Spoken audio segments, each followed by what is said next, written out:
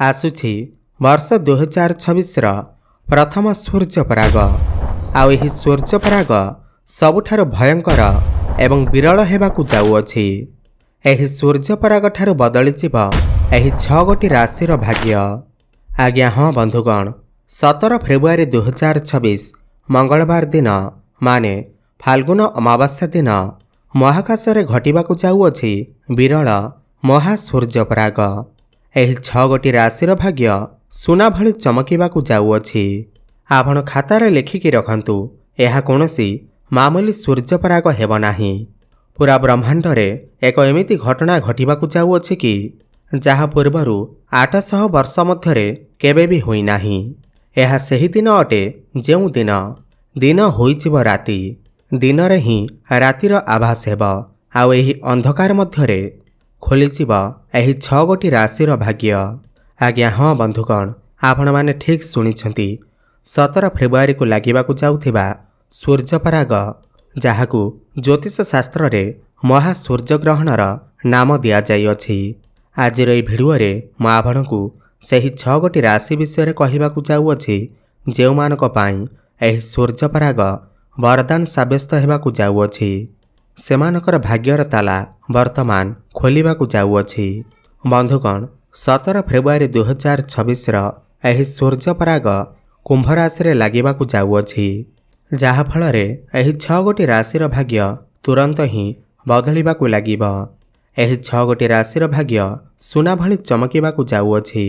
एही 6 गोटी राशिर व्यक्तिविशेष मानकर जीवन रे सुख, धन, मान सम्मान एवं ऐश्वर्यर प्राप्ति हेबाकु जाउअछि। शास्त्र अनुसार एही 6 गोटी राशिर भाग्य पूरापूरी बदलिबा पई जाउअछि। एही सूर्यपराग परे एही 6 गोटी राशिर व्यक्तिविशेष मानकर घरे धनर वर्षा हेब। एमानकर जीवन रे धन आसीबार समस्त मार्ग खोलिजिब।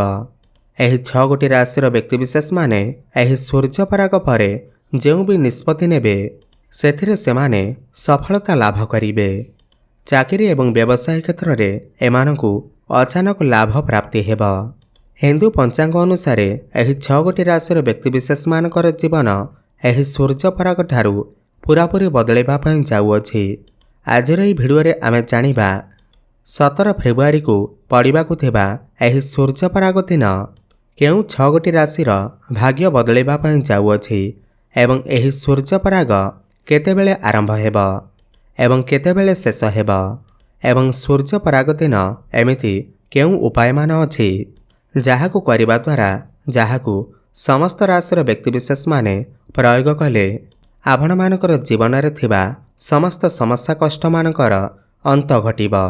आपण मानकु समस्त प्रकारर कष्ट एवं दुखरु मुक्ति मिलिजिब एवं आपणकु धन, सुख, समृद्धि एवं मान सम्मान प्राप्ति हेब। एवं जानिबा सूर्यपराग दिन एमिति केउ भूल न करिबा उचित, जहाद्वारा आपणकु बहुत समस्यार सामना करिबाकु पड़िथाए।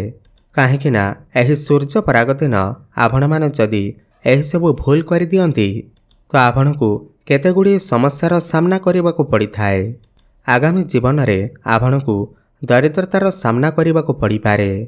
बंधुगण, मानि नियंतु आपणकर जीवन रे धन आसीबा बंद होई जाइछि। आपणकर व्यापार वाणिज्य रे क्षति हेउअछि। आपणकर भाग्य आपणकर साथ देउ नाही। आपण सर्वदा बीमारी रे पड़ी रहुछंती। आपणक उपरे कोनोसी व्यक्ति कला जादू करिअछि किंबा आपणकर कोनोसी भी समस्या थाउ, जदि आपण सूर्यपराग दिन ज्योतिष शास्त्र अनुसार आपण जदि कोनोसी उपाय करिवे तो सही उपायर लाभ आपणकु तुरंत ही प्राप्ति होइथाए एवं आपणकु आपणकर जीवनर समस्त प्रकार कष्ट समस्यारु मुक्ति मिलिथाए। एही समस्त विषय रे आज आमे एही भिडियो माध्यम रे जानिबा एवं तापरे आमे जानिबा एमिति केउ 6 गोटी राशि अछंती जेउमानकर भाग्य एही सूर्यपराग परठारु बदलिबाकु जाउअछि। एथिपाई जदि आपण चाहुचंती प्रभु सूर्यदेव एवं महादेवंकर कृपा आपणकर ऊपर रहू, महादेव एवं प्रभु सूर्यदेवंकर आशीर्वादरु आपण आपणकर जीवन रे बहुत अधिक उन्नति प्रगति करंतु एवं आपणकु समाज रे मान सम्मान प्राप्ति हेउ। तो बंधुगण, पूरा सच्चा हृदय रे सच्चा भक्ति रे कमेंट बॉक्स रे लिखि दियंतु ओम नमः शिवाय, हर हर महादेव, जय सूर्यदेव एवं भिडियोटी को लाइक करी कमेंट बॉक्स रे आपणकर राशि लेखिबाकू जमा भी भूलंतु नाही।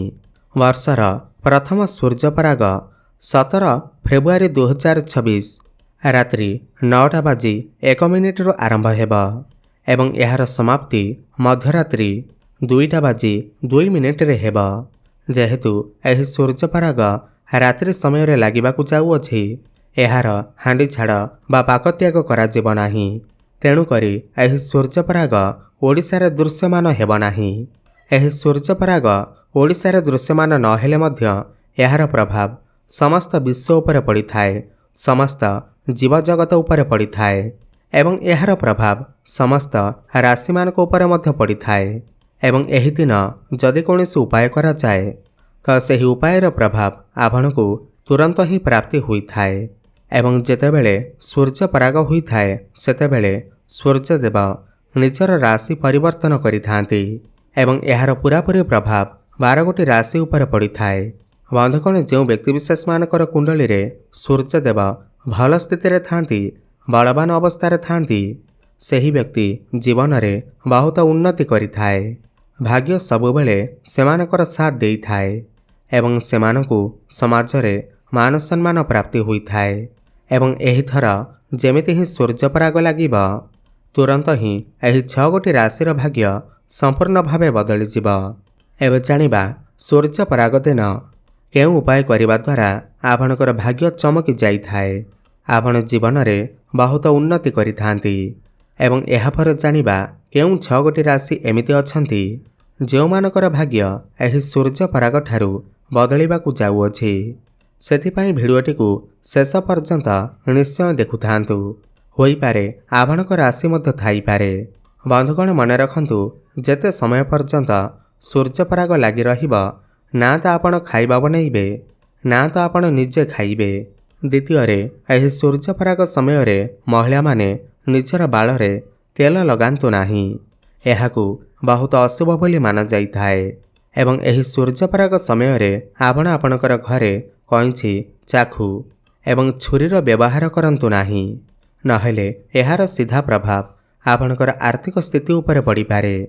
आपण माने एही सूर्यपराग समय रे भूल करिबी शारीरिक संपर्क रखंतु नाही, एहा द्वारा आपणकू केते प्रकारर दोषर सामना करबाकू पड़ी पारे। सबुठु प्रथम उपाय जहाँ आपणकू एही सूर्यपराग दिन करबाकू हेबा ताहा हेउछि करजर मुक्ति पाइबार उपाय। बंधुगण, मानि नियंतु, आपण बहुत अधिक करज कर देइछंती एवं सही करज को सुझिबाकू आपण कोनोसी बाट पाउनाहांती। दिनकू दिन आपणकर चिंता बढ़िबाकू जाउअछि, आपण आर्थिक कष्ट रे फसी जाइछंती एवं आपणकर जीवन रे धन आसीबा बंद होई जाइछि एवं आपण एही सब जिनिस को नहीं बहुत चिंतार अछंती। तो सूर्यपराग जेमिति ही रात्रि 9:01 रे आरंभ हेबा, सही समय रे आपण गोटिए लाल कपड़ा नियंतु एवं सही नाली कपड़ा उपरे एक मुठी लवंग रखि दियंतु एवं एही कपड़ार गोटिए पुटुली बनै दियंतु एवं निजर घरर पूजा घरे रखि दियंतु। एहार परदिन आपण एही पुटुली को नहीं कोनोसी मंदिर बाहर बसिथिबा भिक्षुक मानंकू दान करि दियंतु। एथिक उपाय जदि आपण एही सूर्यपराग समय रे करि दियंती तो विश्वास करंतु आपणकू समस्त करजरू मुक्ति मिल जिब। देखिबे एक मास भितरे आपण समस्त करजरू मुक्ति पाई जिबे। आपणकर जीवन रे धन आसीबा आरंभ होई जिब। आपण जीवन रे बहुत अधिक उन्नति करिवे। बंधुगण, जदि आपणकर घरे नकारात्मक शक्तिर प्रभाव बढ़ी जाइछि, आपणकर घर उपरे कौनसी व्यक्ति कला जादू करुअछि, गुणीगारेडी करुअछि, जहाँ पाई आपण बहुत अधिक चिंतार अछंती, तो आपण एही सूर्यपराग दिन गोटिए नड़िया किणिकी नहीं आसंतु एवं एही नड़िया को नहीं घरर समस्त सदस्य मानकर मुंडे छुआईकी एही नड़िया को नहीं निजर ठाकुर घरे रखि दियंतु एवं ता परदिन आपण एही नड़िया को नहीं मंदिर रे थिबा पूजार को देई दियंतु। देखिबे एतिक उपाय करबा द्वारा आपणकर घर उपरे काहारे भी कुदृष्टि पड़िब नाही, कौनसी भी व्यक्ति कला जादू करि परिबे नाही एवं आपणकर घरु समस्त नकारात्मक शक्ति बाहर को बाहरी जीव ଏବଂ ଆପଣଙ୍କର ଘରେ ସକାରାତ୍ମକ ऊर्जार प्रभाव रहिब। बंधुगण तंत्रशास्त्र सफा सफा लेखा होइछि कि सूर्य परागर परदिन जदि कौनसी व्यक्ति निज घर को सदाबाहार गछ नहीं आसी थाए तो सही घर उपरे सर्वदा माँ लक्ष्मीकर आशीर्वाद प्राप्ति होइथाए, कृपार वर्षा होइथाए। बंधुगण सदाबाहार गछ एक एमिति गछ होइथाए जेउथिरे माँ लक्ष्मीकर अष्टरूपर वास होइथाए। तो आपण सूर्य परागर परदिन गोटे सदाबाहार गछ घर को नहीं आसतु एवं एहाकु नहीं आपणकर घरर पूर्व दिगरे स्थापन कर दियंतु एवं प्रत्येक दिन एहाकु जल दियंतु। एतिक उपाय जदि आपण कर दियंती तो आपण विश्वास करंतु माँ लक्ष्मीकर आशीर्वाद आपणकु सर्वदा प्राप्ति हेब। आपण जीवन में बहुत अधिक उन्नति करिवे, धन आसीबा आरंभ होइजिब आपणक पाखकु एवं आपणकर घरे केबे भी धनर कमी हेब नाही। तो सबुठु प्रथम राशि जो मानकर भाग्य एही सूर्य पराग ठारू बदलिबाकु जाउअछि ताहा हेउछि तुला राशि। एही सूर्य पराग ठारू तुला राशिर व्यक्तिविशेष मानकर जीवन पूरापूरी बदली जीव। आपणकर नवग्रह आपणकर साथ देवा आरंभ करिदेबे। महादेवंकर कृपारू आपणकु अनेक दिगरु अर्थ प्राप्ति हेब, भाग्यर साथ मिलिब। अटिक रहितबा समस्त कार्य पुणी थरे चालू हेबाकु लागिब। एही सूर्य पराग परठारू आपण जो भी कामरे हाथ देबे सेथिरे आपणकु सफलता प्राप्ति हेब। आपण जदि चाकरी करिबा पई समस्या थिले, चिंतार थिले, एही सूर्य पराग परठारू आपणकु नूतन कर्म प्राप्ति होई पारे, नूतन चाकरी प्राप्ति होई पारे, चाकरी रे प्रमोशन होई पारे। महादेवंकर कृपारू आपणकर जीवन रे चलिथिबा समस्त समस्या मानकर अंत घटिब। आपणकु संतान सुख प्राप्ति हेब, प्रेम जीवन रे सफलता प्राप्ति हेब, विवाह सुख प्राप्ति हेब, विवाह हेबार संभावना बनुअछि। आपण किछि नूतन जानवाहन, नूतन गृह निर्माण करि पारंती। स्वास्थ्य रे उन्नति परिलक्षित हेब, समस्त ऋण कर्जरू मुक्ति मिलिब। शिक्षा क्षेत्र रे उन्नति करिवे। आपणकर तुला राशि होइथिले तळे थिबा कमेंट बॉक्स रे ओम नमः शिवाय हर हर महादेव अवश्य लिखि दियंतु। द्वितीय राशिटी हेउछि कुंभ राशि। जदि आपणकर कुंभ राशि होइथाए एवं जदि आपण लंबा समय धरी बीमारी रे पड़िथिले तो एही सूर्य पराग परे समस्त स्वास्थ्यगत समस्यारू आपणको मुक्ति मिलिब, भाग्यर साथ मिलिब।